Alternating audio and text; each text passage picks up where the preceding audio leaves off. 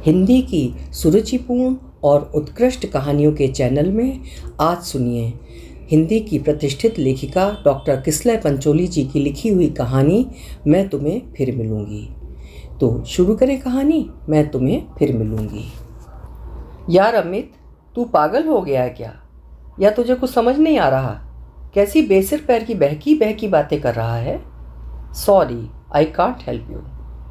गौरव ने cafe coffee day के table पर बिखरे हुए लड़कियों के फोटोग्राफ्स को एक थप्पी में इकट्ठा करते हुए थोड़ी ऊंची आवाज़ में कहा, तू मेरा दोस्त है, तू नहीं समझेगा तो मम्मी पापा को समझाने में मेरी क्या खाक मदद करेगा? तू डिसअपॉइंट मी अ लॉट। नीची नज़र किए हाथ से कॉफ़ी के खाली कप को बेवजह घुमाते हुए बहुत ही उदास स्वर में अमित ने जवाब दिया, मुझे लग रहा है तुझे किसी साइकोलॉजिस्ट की सख्त ज़रूरत है। मैं लेता हूँ अपॉइंटमेंट, वही प्रॉपर काउंसलिंग करेगा तेरी। फ्रेंड से बड़ा कोई काउंसलर नहीं होता। इनफैक्ट गौरव, तूने मेरी बात ध्यान से सुनी ही नहीं। अच्छा, मान लिया नहीं सुनी। चल, जब तक तू अपनी पूरी रामायण फिर से सुना नहीं लेता मैं चुप बैठा रहूँगा। बता क्या हुआ था उस दिन, अब ठीक? अमित के चेहरे पर आशा की धूप वैसी खिल उठी जैसे सूर्य ग्रहण छटने के बाद दिखती है। उसने फिर वही किस्सा जो उसके साथ घटा था पूरे 20 मिनट लगाते हुए सिलसिलेवार सुना दिया। गौरव ने बैरे को पिज़्ज़ा और कोल्ड कॉफ़ी का एक और ऑर्डर दिया।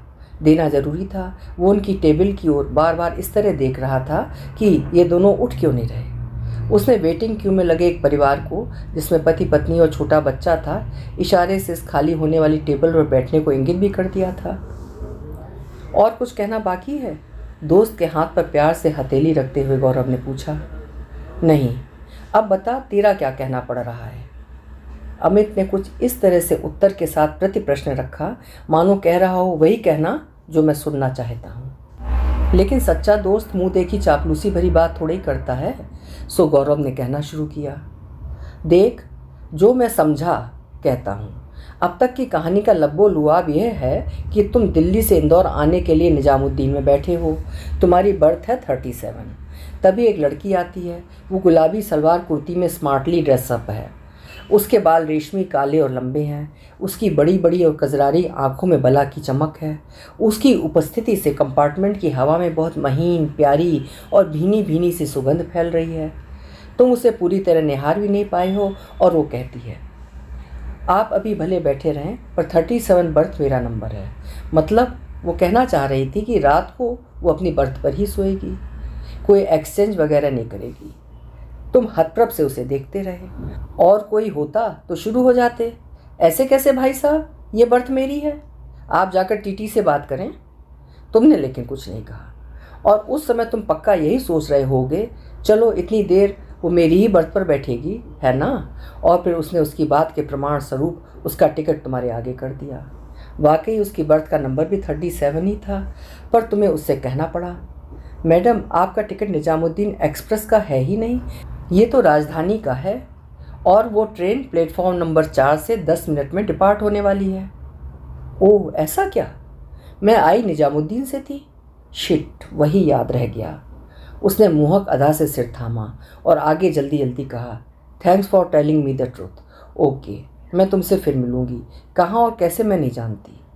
और वो तेज़ी से सामान उठा कंपार्टमेंट से निकल गई। एक अधेड़ दढ़ियल सहयात्री ने टिप्पणी की, ये हैं आजकल की पढ़ी लिखी लड़कियाँ, मेकअप करने के लिए टाइम रहता है इनके पास, टिकट चेक करने के लिए नहीं। तब तुम्हें इतना गुस्सा आया कि बस चलता तो उनकी दाढ़ी नोच लेते, है ना? हाँ, ऐसा ही हुआ था। ये समझो कि वो बस आई और मेरा दिल लेकर चली गई, या कहो मेरा दिल ले जाने के लिए ही आई थी, सिर्फ 5 मिनट के लिए उस कंपार्टमेंट में।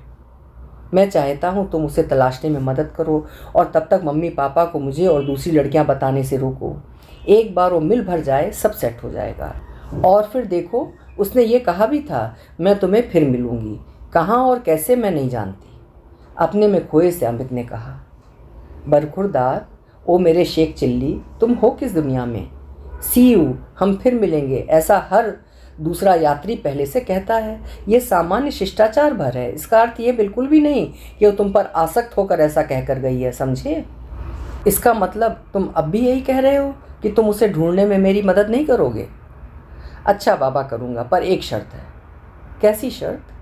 शर्त ये कि तुम्हें मेरे पूछे प्रश्नों का जवाब देना होगा। पूछो, दूंगा, पर तुम्हारा जवाब सिर्फ हाँ या नहीं में होना चाहिए। यदि एक भी प्रश्न का जवाब हाँ आया तो ही मैं तुम्हारी मदद करूँगा, अन्यथा तुम्हें मेरा कहा मानना होगा। ठीक? ठीक है। याद रहे, उत्तर सिर्फ हाँ या नहीं में चाहिए, कोई स्पष्टीकरण या सफाई मत देने लगना।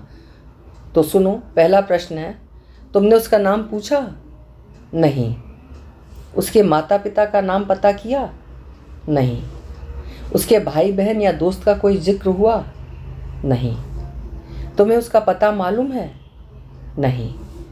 उसके जॉब के बारे में कुछ जानकारी? नहीं। पढ़ाई के बारे में? नहीं। उसका फ़ोन नंबर लिया? नहीं। अपना नंबर या पता उसे दिया? नहीं। ईमेल लेन देन? नहीं। अंतिम प्रश्न है, तुमने उसका कोई फ़ोटो खींचा, बताकर या चुपके से? नहीं। गौरव ने सारे प्रश्न उत्तर मोबाइल में रिकॉर्ड कर लिए और दोस्त को सुनाए। सभी में अमित का जवाब नहीं रहा, एक में भी हाँ नहीं मिला। गौरव ने उसे बिल्कुल नहीं समझाया कि भले ही आज पूरी दुनिया इंटरनेट से कनेक्टेड है, लेकिन इतने सारे नहीं के बाद किसी को तलाश कर पाने का एक भी सूत्र आज हमारे पास नहीं है। तकनीक कितनी भी विकसित हो गई हो, पर सिर्फ एक वाक्य के शब्द जो किसी का दिल झंकृत कर गए हों को पकड़कर उस व्यक्ति तक नहीं पहुंचा जा सकता है। अमित समझ गया कि वो शर्त हार गया है। शर्त के मुताबिक अब उसके पास गौरव की बात मान लेने के अलावा कोई चारा नहीं बचा। उसके दिमाग ने दोस्त की तर्कशीलता का लोहा मान लिया। दिल का क्या, वो सुबके तो सुबके। वैसे भी बतौर अमित अब दिल उसके पास रहा ही कहाँ, वो लड़की ले गई। गौरव ने उसे महीने 2 महीने का समय दिया और कहा, तू इतने दिन कुछ भी मत सोच, ना उस ट्रेन वाली लड़की और उसके कहे के बारे में, ना मम्मी पापा द्वारा बताई जा रही लड़कियों के बारे में। हाँ, मैं उन्हें ये ज़रूर समझा दूंगा कि वे तुझे तभी लड़कियों की फ़ोटो दिखाएं जब तू चाहे। ओके? यूँ कैफ़े कॉफ़ी डे रेस्तरां में 3 घंटे साथ बिताने और तीसरे राउंड की कॉफ़ी खत्म करने के बाद दोनों दोस्तों ने एक दूसरे से विदा ली। 2 के बजाय जब 3 महीने बीतने को आए, अमित के माता पिता के फ़ोन गौरव के पास जल्दी जल्दी आने लगे। वे ये जानने को बेचैन थे कि अमित का मन नई लड़कियां देखने के लिए बन पाया या नहीं। गौरव ने कुशल मध्यस्थ की तरह दोनों से इस ढंग से बातचीत की कि अमित लड़कियों के उपलब्ध प्रस्तावों में से 3 को देखने जाने के लिए तैयार हो गया, पर उसने ये भी कहा कि लड़की देखने पहले मैं और गौरव ही जाएंगे। अगर मुझे जमी और उसकी तरफ से भी मेरे लिए हाँ हुई तो ही मम्मी पापा आप लोग उसके पेरेंट्स से मिलिएगा। अमित के पापा को ये बहुत नागवार गुजरा। कहने लगे, हद हो गई, पहले परिवार के बड़े मिले कि सीधे लड़का लड़की? आखिर अनुभव भी कोई चीज़ होती है, संस्कार भी देखने होते हैं, मुझे साथ जाना ही होगा। बड़ी मुश्किल से उन्हें मम्मी ने समझाया, सुनो जी, अमित लड़कियां देखने के लिए तैयार हो गया, ये क्या कम है? नहीं तो ट्रेन वाली लड़की की याद में कुंवारा बैठा रहता। क्या वो आपको अच्छा लगता?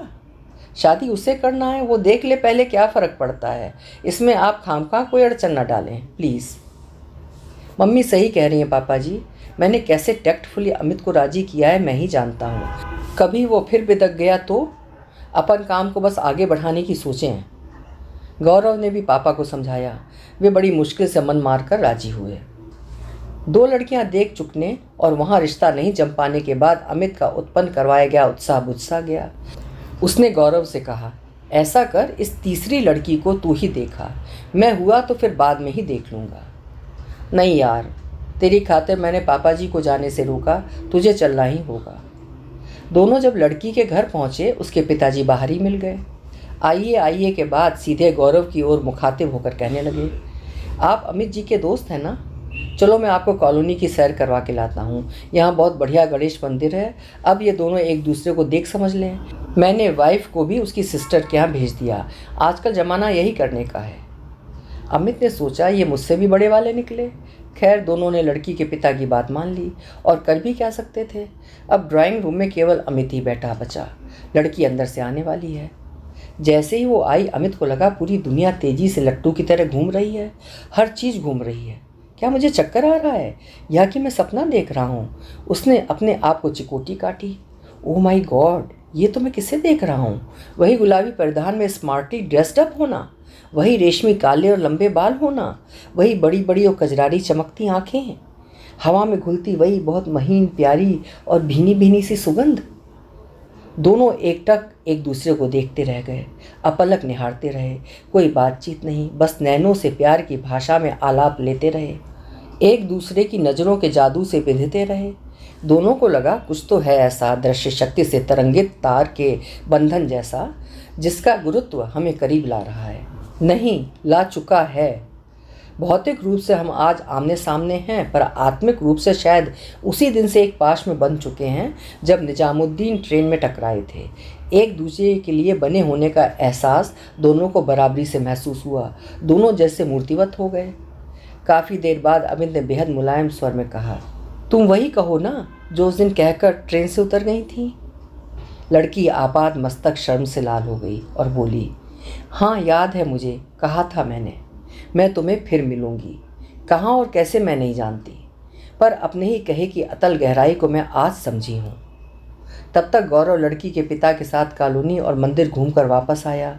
उसने दोनों की बात सुनी तो मन ही मन बोल उठा, कहते हैं marriages are made in heaven, पर अब कहना होगा marriages are made in train. अभी आप सुन रहे थे डॉक्टर किसलय पंचोली जी की लिखी हुई कहानी मैं तुम्हें फिर मिलूंगी। आशा है ये हल्की फुल्की सी छोटी सी कहानी आपको पसंद आई होगी। कल मिलेंगे फिर किसी उम्दा कहानी के साथ। आपका समय शुभ हो।